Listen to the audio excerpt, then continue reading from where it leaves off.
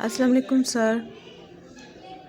ویسے تو ماشاءاللہ ہم نے آپ سے بہت سی دین کی باتیں سیکھی سمجھی، لیکن آج کا جو ہمارا ٹاپک ہے وہ حضرت عمر فاروق رضی اللہ تعالیٰ عنہ کے بارے میں ہے۔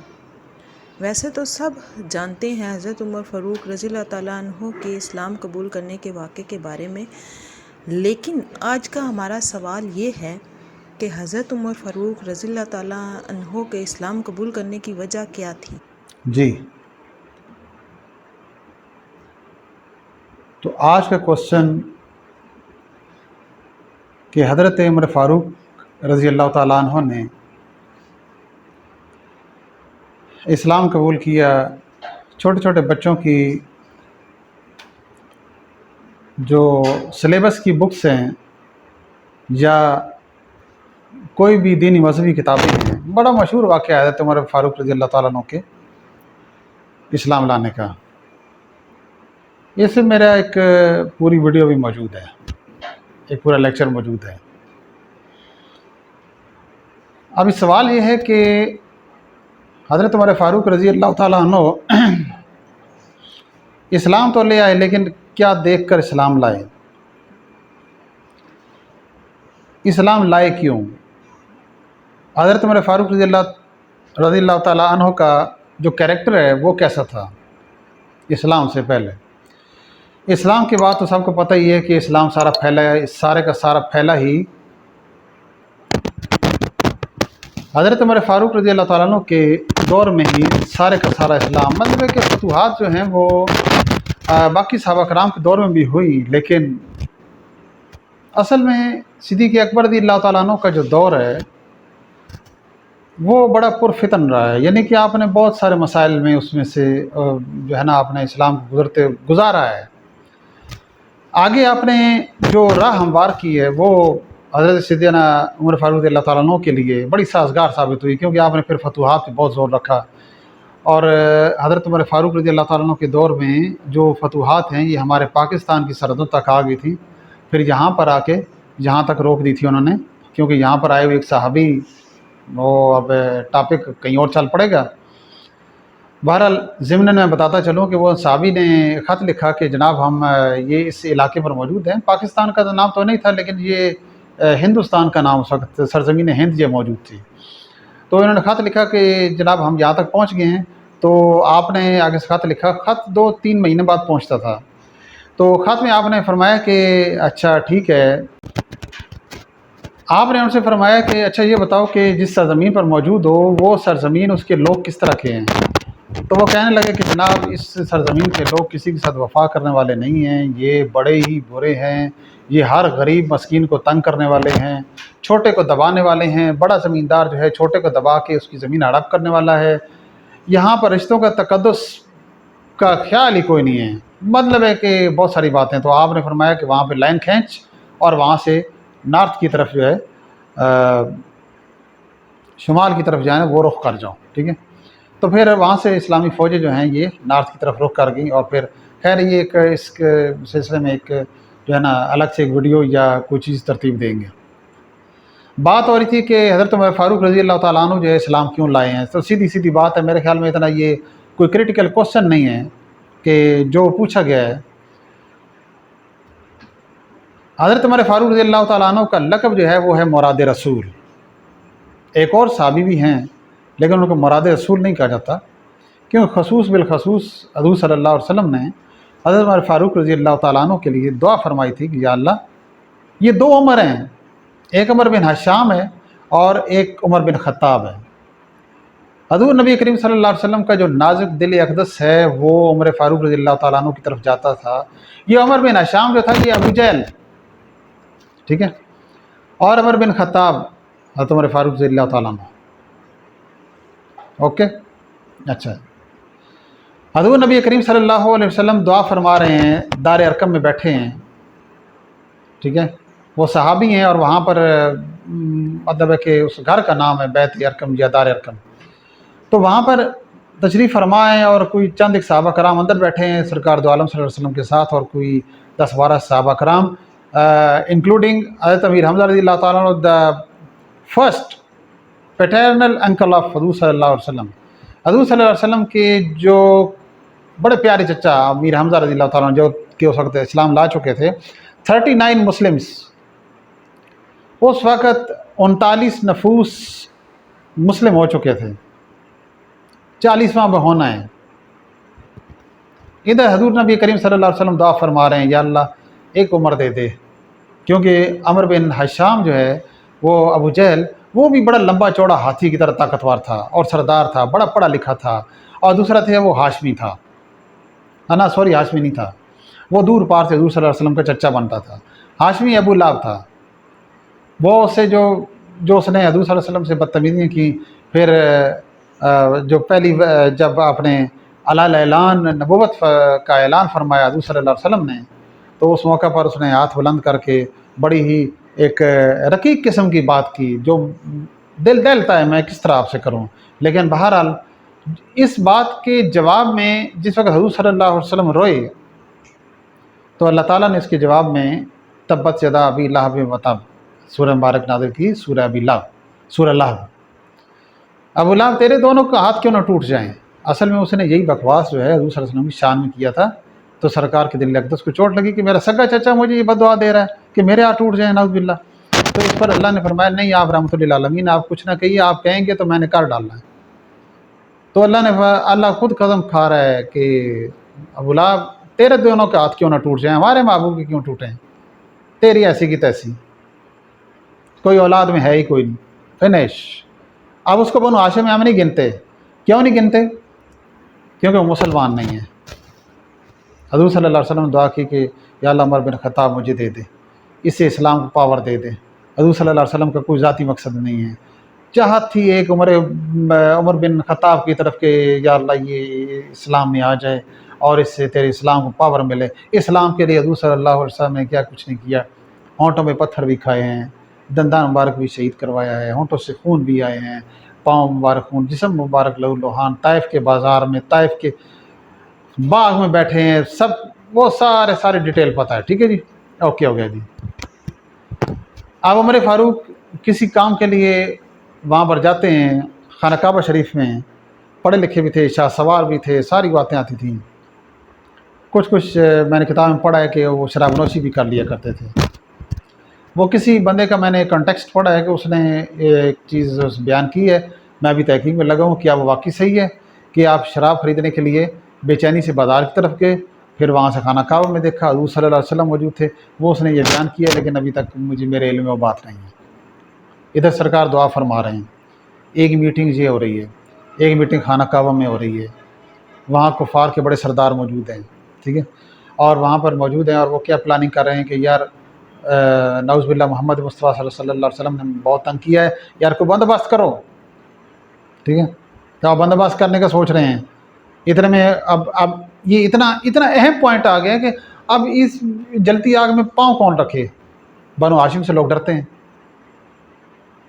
انہیں پتہ ہے کہ اگر محمد مصطفیٰ صلی اللہ علیہ وسلم کو ہم نے ذرا سے انگلی بھی چھوئی تو امیر حمزہ نے جس طریقے سے مارا تھا ابو جہل کو وہ بھی یاد آ گیا۔ ابو جہل کو کہا کہ تو بتا بندہ کون ہو، تو بتا، سب سے پتہ، سب نے ہاتھ کھڑے کر دیے جی کچھ کرتے ہیں، آئیں بائیں شائیں کرنے لگے۔ عمر فاروق گزرے تو ابو جہل نے کہا عمر فاروق تو کیسا مرد ہے، تیری موجودگی میں یہ کچھ ہو رہا ہے، ٹھیک ہے، یہ کچھ ہو رہا ہے۔ تو ایسے میں آپ نے کہا کیا بات ہے، انہوں نے مدعا بیان کیا کہ یہ آپ بڑے غصے میں آ گئے کہ میری مردانی کو لڑکا رہا ہے۔ آپ نے کہا چلو ٹھیک ہے، میں جو ہے نا وہ یہ اسلام کا آج قصہ ختم کروں گا، شہادت کا ارادہ لے کے وہ نکلے کہ پھر وہ آپ اپنے وہاں گزرے، اپنی بہن کے گھر گئے، فاطمہ آپ کی بہن تھی، ان گھر وہ قرآن پاک کے اوراق نکالے، وہ سنے، وہ پھر بہن کو مارا، بہنوئی کو مارا، پھر وہاں سے جس وقت دل پسیج گیا قرآن کے الفاظ سنے، ٹھیک ہے، الفاظ سننے کے بعد جس وقت دل میں ٹھنڈک پڑی تو اس وقت حضور نبی کریم صلی اللہ علیہ وسلم کی محبت دل میں آ گئی۔ تو بات یہ کر رہا تھا کہ بہن کے گھر کیوں گئے، ڈائریکٹ وہاں سے خانہ کعبہ سے ادھر کیوں نہیں گئے، ٹھیک ہے، حضرت ارقم رضی اللہ تعالیٰ عنہ کے گھر کیوں نہیں گئے، تلوار ننگی ہاتھ میں وہاں کیوں نہیں گئے، وہ ارادہ قتل کدھر گیا، یہی بات ہے۔ اللہ تعالیٰ اس طریقے سے تو اپنے محبوب صلی اللہ علیہ وسلم کی مراد کو یوں گستاخ بے ادب ہو کر ذلیل و رسوا تو نہیں کرے گا نا. اس لیے اس نے کہا کہ یہ ڈائریکٹ جس غصے میں جا رہا ہے یہ کہیں بے ادبی نہ کر بیٹھے. اور پھر ادھر ہمارے حبیب نے دعا کی ہے کہ یا اللہ اس کا دل پاک کر دے. اب اس کو پاک کرنا ہے کس طریقے سے؟ پہلے اپنا غصہ اتروائے، اس کا غصہ اتروانا ہے، قرآن پاک سے اس کا دل اور دماغ جو ہے روح وہ دھونی ہے. اس کے بعد جب ہمارے حبیب پاک صلی اللہ علیہ وسلم کی بارگاہ میں حاضر ہوں گے تو پھر بات بن جائے گی. تو وہ گلے میں اپنا مفلر جو گلو باندھ جو پگڑی پہنی ہوئی تھی وہ اتار کے اپنے گلے میں لپیٹ کے اس طرح گول کیا. گول کرنے کے بعد اپنے بہنوئی کہتے ہیں یہ پکڑو اور مجھے اسی طریقے سے جھٹکے دیتے ہوئے دربار نبوت میں لے چلو، تاکہ ذرا جلدی کرنا، یہ نہ ہو کہ عمر کی عمر ہی برباد ہو جائے. دل کی حالت بدلی. وہاں پہنچے، امیر حمزہ باہر تھے، صحابی جو تھوڑے تھے دوسرے وہ ذرا حضرت عمر فاروق رضی اللہ تعالیٰ عنہ سے ڈرتے تھے سارے. کیوں ڈرتے تھے؟ وہ اس لیے کہ آپ کی دہشت تھی، رعب تھا، دبدبہ تھا. کوئی کافر کوئی پہلوان آپ کے سامنے ٹھہرتا نہیں تھا، اتنے غصے والے تھے. پڑھے لکھے بھی تھے، شاعری بھی کرتے تھے، گھوڑ سواری پہلوانی بھی کرتے تھے، اچھی عادات تھی. اس پر وہ کچھ صحابہ کرام تھوڑے گھبرائے کہ یار اندر حضور صلی اللہ علیہ وسلم تشریف فرما ہیں اور عمر کے ہاتھ میں ننگی تلوار ہے. امیر حمزہ بھی سید الشہداء ہیں، وہ کوئی مذاق ہے، جنہوں نے ابو جہل کو اکیلے ہی ایسے پیٹ ڈالا کہ ساتھ ادھر ادھر بندے 40-50 کھڑے، ایک بھی نہیں قریب آیا. امیر حمزہ بھی برابر کے تھے، وہ کھڑے ہو گئے. انہوں نے کہا چلو ٹھیک ہے، اگر عمر نیک نیت سے آیا ہے تو ٹھیک ہے، ادروائز اسی کی تلوار اسی کا سر، آنے دو. عمر سامنے آ گئے. عمر کس طرح آیا؟ عمر کے جیسے کہتے ہیں کہ جسم میں جان نہیں ہے، لب حرکت نہیں کر رہے ہیں. نبی پاک صلی اللہ علیہ وسلم نے آوازوں کا شور سنا کھڑکی مبارک سے، تو باہر تشریف لا کر تو عمر فاروق رضی اللہ تعالیٰ عنہ کی چادر مبارک کھینچی اور کہا عمر فساد کی نیت سے آیا ہے. لیکن سرکار مسکرا رہے تھے کہ دعا قبول ہو چکی ہے. ٹھیک ہے، دعا قبول ہو چکی ہے. اور عمر منگتا بھیکاری بن کے دربار رسالت میں موجود ہے. سرکار میں سارا پتہ تو ہے ہی آپ کو، اب میں تو کلمہ پڑھ کے غلامی کا پٹا گلے میں ڈالنے آیا ہوں، چلو پڑھو جی کلمہ، نعرہ لگاؤ جی اللہ اکبر. آپ نے فرمایا سرکار کلمہ پڑھ لیا ہے، ٹھیک ہے اب کلمہ پڑھ لیا ہے، میں ذرا تھوڑی دیر میں نا ابھی آیا بس. صحابہ دیکھنے لگے کہ یہ کیا معاملہ ہے. سرکار نے فرمایا بیٹھو صحیح ہے، دیکھو تو ہوتا کیا ہے. اس پر حضور صلی اللہ علیہ وسلم نے ان کو سب کو بٹھایا اور عمر فاروق رضی اللہ تعالیٰ عنہ جو ہے وہ کہاں گئے اعلان کرنے؟ مکہ شریف کی گلیوں میں سے ہوتے ہوئے خانہ کعبہ شریف، کیونکہ وہ مین پوائنٹ تھا. وہاں پر سارے یہ لفنٹر بدماش بدکماش سارے بیٹھے ہوئے تھے، ابو لہب، ابو جہل، ولید بن مغیرہ، سارے لفنٹر آوارہ گرد دہشت گرد بیٹھے ہوئے تھے. جاتے ساتھ ہی اعلان کیا، اپنی داڑھی پر ہاتھ پھیرا اور وہ جو پٹکا تھا نا وہ باندھ کے نا، تلوار خون صاف تھی ہاتھ میں. ابو جہل بڑا چلاک تھا، وہ سمجھ گیا کہ یہ بھی جو ہے نا یہ غلامی رسول میں شامل ہو گیا ہے. اس نے آئیں بائیں ہنس کے نا، ہو جی اچھا جی عمر صاحب آئے ہیں، اچھا کیا حال ہے بیٹے، ٹھیک ہو، صحیح ہو، اچھا بیٹھو میں ابھی آتا ہوں. وہ کپڑے جھاڑ کے نا ادھر ادھر دائیں بائیں ہو گیا. عمر فاروق نے فرمایا کہ وہ جاتا کدھر ہے، سنتا جا، میں مسلمان ہو گیا ہوں، ٹھیک ہے، میں یہ کلمہ تمہارے سامنے بھی پڑھتا ہوں، میں پڑھ آیا ہوں. تو اب کوئی روک تھام، کوئی روک رکاوٹ، کوئی بدماشی، کوئی اور بکواس کسی نے کرنی ہے سرکار کی شان میں تو کرو، پھر دیکھو تمہارا میں سر کس طرح اڑاتا ہوں. کوئی نہیں بولا. تو جب واپس ہوئے تو سرکار نے فرمایا اذان کا ٹائم ہے، نماز کا ٹائم ہے، نماز کے بعد پھر مزید بات چیت کرتے ہیں. نماز کے لیے صفحے باندھنے شروع ہو گئے، تو نماز کے لیے صفحے باندھ لیں. تو عمر فاروق دیکھنے رہے، غور سے کہنے لگے یا رسول اللہ صلی اللہ علیہ وسلم، یہ ہم دروازے بند کر کے چھپ کر کے نماز پڑھنے لگے کیا؟ سرکار فرمایا وہ کفار کا خطرہ یا ابھی اعلان نبوت نہیں. سرکار میرے ہوتے ہوئے اس طرح چھپ کے نماز پڑھیں گے؟ ہم نے چھپ کے نماز پڑھنی ہے تو اس طرح نہیں، ہم نماز باہر پڑھیں گے. جی کدھر پڑھیں گے؟ خانہ کعبہ شریف میں. وہاں پر سب سے پہلی آیت حضرت عمر فاروق رضی اللہ تعالیٰ عنہ کے مطابق کما اخرجک ربک من بیتک بالحق. تقریباً 26-27 آیات ہیں جو حضور صلی اللہ علیہ وآلہ وسلم کی یہ خلیفہ ثانی حضرت عمر فاروق رضی اللہ تعالیٰ عنہ کی مرضی کے مطابق اتری، یا آپ کے مشورے کے بعد یہ ہے یہ اتری. حضرت عمر فاروق رضی اللہ تعالیٰ عنہ کا یہ قبول اسلام، اب آپ کو وجہ سمجھ آ گئی ہوگی کہ اس کے پیچھے اصل میں راز کیا ہے. تو حضور صلی اللہ علیہ وآلہ وسلم نے دعا کیوں فرمائی تھی، اور آپ اسلام اسی لیے لائے تھے کہ حضور صلی اللہ علیہ وسلم کی دلی مراد یہ تھی کہ آپ اسلام لے آئیں. کیونکہ اخلاقی لحاظ سے، تعلیمی لحاظ سے حضرت عمر بن خطاب رضی اللہ تعالیٰ عنہ عامر بن حشام یعنی ابو جہل سے بہت زیادہ بہتر تھے.